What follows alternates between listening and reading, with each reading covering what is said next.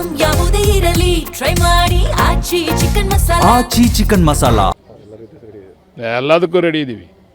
ಯೋಜನೆ ಆಗುತ್ತೆ ಸರ್, ಹಾಗೇ ತೀರ್ತದೆ, ಆಗಲೇಬೇಕು. ಕುಮಾರಸ್ವಾಮಿ ಕನಸಿನ ಯೋಜನೆ ನಾವು ಅನುಷ್ಠಾನ ಮಾಡ್ತಾ ಇದೀವಿ ಅಷ್ಟೇ.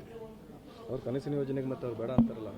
ಈಗ ರಾಜಕೀಯವಾಗಿ ಬೇಡ ಅಂದರೆ ಒಂದು ಹಂತ ತಲುಪಿದೆ, ಒಂದು ಹಂತ ಮುಗಿದೋಗಿದೆ. ಈಗ ರಾಜಕೀಯವಾಗಿ ಬೇಡ ಅಂದರೆ ಈಗ ಫಸ್ಟ್ ನೋಟಿಫಿಕೇಶನ್ ಆಯ್ತಲ್ಲ, ಪ್ರಿಲಿಮ್ ನೋಟಿಫಿಕೇಶನ್, ಆವಾಗಲೇ ಬೀದಿಗೆ ಬಂದಿದ್ರೆ ಕುಮಾರಣ್ಣ ಅವರು, ನಮ್ಮ ಬಾಸು, ಹಳೆ ಬಾಸು, ನಾವು ಪರವಾಗಿಲ್ಲ ಕಣೆ ನಿಜವಾದ ರೈತರ ಪರ ಅಂತ. DK ಶಿವಕುಮಾರ್ ಅವರು ಮುಖ್ಯಮಂತ್ರಿ ಆದಮೇಲೆ ಇವ್ರು ತಡ್ಕೊಳಕ್ಕಾಯ್ತಾ ಇಲ್ಲ, ಮನೇಲಿ ಕೂತ್ಕೊಳ್ಳೋಕ್ಕಾಯ್ತಾ ಇಲ್ಲ, ನಿದ್ದೆ ಬರ್ತಾ ಇಲ್ಲ, ಮನೆ ಕೊಂಡ್ರೆ ಎಚ್ಚರಿಕೆ ಆಗ್ಬಿಡ್ತದಂತೆ, ಎದ್ದು ಕೂತ್ಕೊಂಡ್ಬಿಡ್ತಾರೆ. ಬೆಚ್ಚ ಬಿದ್ದುಬಿಟ್ಟವ್ರೆ DK ಶಿವಕುಮಾರ್ ಆದಮೇಲೆ. ಪಾಪ ಇದಕ್ಕೆ ಯಾರು ಔಷಧಿ ಕೊಡ್ತಾರೆ? ಬೇರೆ ಕಾಯಿಲೆಗೆ ಔಷಧಿ ಕೊಡ್ಬೋದು, ಈ ಹೊಟ್ಟೆ ಕಿಚ್ಚು ಕಾಯಿಲೆಗೆ ಯಾರು ಔಷಧಿ ಕೊಡೋಕ್ಕಾಗಲ್ಲ. ಸರ್ಕಾರಕ್ಕೆ ಇದು ಡ್ಯಾಮೇಜ್ ಅನ್ಸಲ್ಲ ಇರಲಿ, ಆಗ್ತದೆ. ಸಾಧಕ ಬಾಧಕ ನೋಡಿ, ಸಾರ್ವಜನಿಕವಾಗಿ ಕೆಲವು ಚರ್ಚೆನೂ ಮಾಡ್ತಾವ್ರೆ. ಇದು ಬೇಕಾಗಿತ್ತು ಕುಮಾರಸ್ವಾಮಿಗೆ, ಏನೋ ಒಂದು ಯೋಜನೆ ಆಗ್ತಾ ಇದೆ ಅಂತ. ಯೋಜನೆ ಪರವಾಗೂ ಇದ್ದಾರೆ, ವಿರೋಧವಾಗೂ ಇದ್ದಾರೆ. ಸರ್ಕಾರಕ್ಕೆ ಇದರಿಂದ ಏನು ಡ್ಯಾಮೇಜು ಮುಜುಗರ ಆಗುವಂಥ ವಿಚಾರ ಅಷ್ಟು ಆಗಲ್ಲ ಅಂತ ನನ್ನ ಅಭಿಪ್ರಾಯ. ಇಲ್ಲಿ ಒಂದು ಪ್ರಶ್ನೆ ಬರ್ತಿರುವಂಥದ್ದು ಸರ್, ಎಷ್ಟು ಜನ ರೈತರು ಪರವಾಗಿದ್ದಾರೆ, ವಿರೋಧವಾಗಿದ್ದಾರೆ ಅಂತ ಒಂದು ಲಿಸ್ಟ್ ಬಿಡುಗಡೆ ಮಾಡಿಬಿಡಿ GBD ಸರ್ಕಾರದಿಂದ ಅಂತ ಕೇಳ್ತಾ ಇದ್ದಾರೆ. ಬಿಡುಗಡೆ ಮಾಡಿದ್ದೀವಿ ಸರ್ ಆಗಲೇ. ಈಗ ನಾವು ಹೋಯ್ತೀವಲ್ಲ ಸರ್ವೆ ಮಾಡಲಿಕ್ಕೆ, ಆ ರೈತ ವಿರೋಧ ಮಾಡ್ತಾ ಇದ್ದಾನೆ ಅಂತ ನೀವೇ ಮೀಡಿಯಾದವ್ರು ಮಾಡಿ. ಈಗ ಅವ್ರನ್ನೇ ಮೀಡಿಯಾದವ್ರನ್ನ ನಾವು ಒಪ್ಪಿಗೆ ಇಲ್ಲ ಅನ್ನೋರನ್ನ ಮೀಡಿಯಾದಲ್ಲಿ ಮಾಡಿಸ್ರಿ. ಈಗ ಯಾವುದು ನಾವು ಫೈನಲ್ ನೋಟಿಫಿಕೇಶನ್ ಮಾಡಿದ್ದೀವಲ್ಲ, ಅವ್ರು ಒಪ್ಪಿಗೆ ಇಲ್ಲ ಅನ್ನೋರು ಬರೆದು ಕೊಡಲಿ ನಮಗೆ. ಮೆಜಾರಿಟಿ ಒಪ್ಕೊಂಡಿರೋದಕ್ಕೆ ಇವರು ಕಡಿಮೆ ಇರೋರು ಗಲಾಟೆ ಮಾಡ್ತಾ ಇರ್ತಕ್ಕಂಥದ್ದು.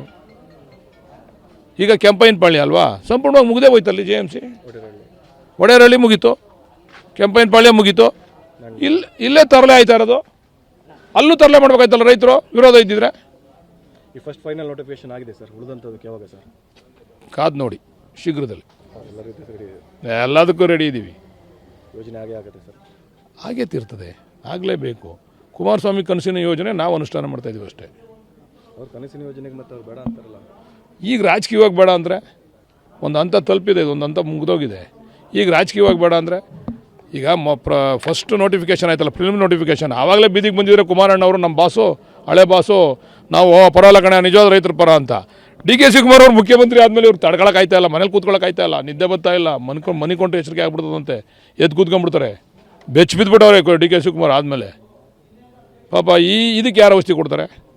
ಬೇರೆ ಕಾಯಿಲೆಗೆ ಔಷಧಿ ಕೊಡ್ಬೋದು, ಈ ಹೊಟ್ಟೆ ಕಿಚ್ಚು ಕಾಯಿಲೆಗೆ ಯಾರು ಔಷಧಿ ಕೊಡೋಕ್ಕಾಗಲ್ಲ. ಸರ್ಕಾರಕ್ಕೆ ಇದು ಡ್ಯಾಮೇಜ್ ಅನ್ಸಲ್ಲ ಇರಲಿ, ಆಗ್ತದೆ.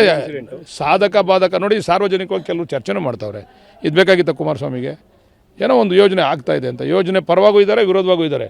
ಸರ್ಕಾರಕ್ಕೆ ಇದರಿಂದ ಏನು ಡ್ಯಾಮೇಜು ಮುಜುಗರ ಆಗುವಂಥ ವಿಚಾರ ಅಷ್ಟು ಆಗಲ್ಲ ಅಂತ ನನ್ನ ಅಭಿಪ್ರಾಯ. ಇಲ್ಲಿ ಒಂದು ಪ್ರಶ್ನೆ ಬರ್ತಿರುವಂಥದ್ದು ಸರ್, ಎಷ್ಟು ಜನ ರೈತರು ಪರವಾಗಿದ್ದಾರೆ, ವಿರೋಧವಾಗಿದ್ದಾರೆ ಅಂತ ಒಂದು ಲಿಸ್ಟ್ ಬಿಡುಗಡೆ ಮಾಡಿಬಿಡಿ GBD ಸರ್ಕಾರದಿಂದ ಅಂತ ಕೇಳ್ತಾ ಇದ್ದಾರೆ. ಬಿಡುಗಡೆ ಮಾಡಿದ್ದೀವಿ ಸರ್ ಆಗಲೇ. ಈಗ ನಾವು ಹೋಯ್ತೀವಲ್ಲ ಸರ್ವೆ ಮಾಡಲಿಕ್ಕೆ, ಆ ರೈತ ವಿರೋಧ ಮಾಡ್ತಾ ಇದ್ದಾನೆ ಅಂತ ನೀವೇ ಮೀಡಿಯಾದವ್ರು ಮಾಡಿ.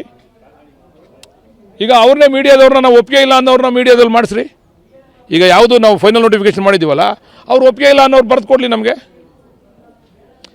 ಮೆಜಾರಿಟಿ ಒಪ್ಕೊಂಡಿರೋದಕ್ಕೆ ಇವರು ಕಡಿಮೆ ಇರೋರು ಗಲಾಟೆ ಮಾಡ್ತಾ ಇರ್ತಕ್ಕಂಥದ್ದು. ಈಗ ಕೆಂಪೈನಪಾಳ್ಯ ಅಲ್ವಾ, ಸಂಪೂರ್ಣವಾಗಿ ಮುಗಿದೇ ಹೋಯ್ತಲ್ಲಿ. JMC ಒಡೆಯರಹಳ್ಳಿ ಮುಗೀತು, ಕೆಂಪೈನಪಾಳ್ಯ ಮುಗೀತು, ಇಲ್ಲೇ ತರಲೆ ಆಯ್ತಾ ಇರೋದು. ಅಲ್ಲೂ ತರಲೆ ಮಾಡ್ಬೇಕಾಯ್ತಲ್ಲ ರೈತರು ವಿರೋಧ ಇದ್ದಿದ್ರೆ. ಈ ಫಸ್ಟ್ ಫೈನಲ್ ನೋಟಿಫಿಕೇಶನ್ ಆಗಿದೆ ಸರ್, ಉಳಿದಂಥದ್ದಕ್ಕೆ ಯಾವಾಗ ಸರ್? ಕಾದು ನೋಡಿ, ಶೀಘ್ರದಲ್ಲಿ.